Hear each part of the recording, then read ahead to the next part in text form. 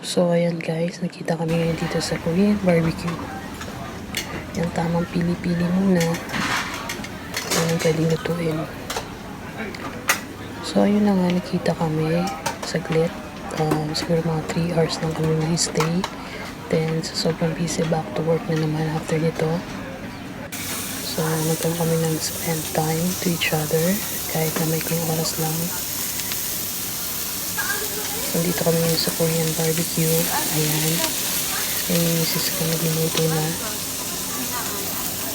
Alam nyo guys, maalan sa labas.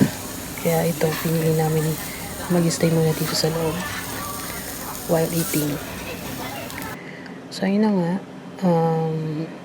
Tamang banding. So, mamaya-maya, after 3 hours, babalik na kami sa mga kanya-kanya naming work. Yun lang. Thanks for watching.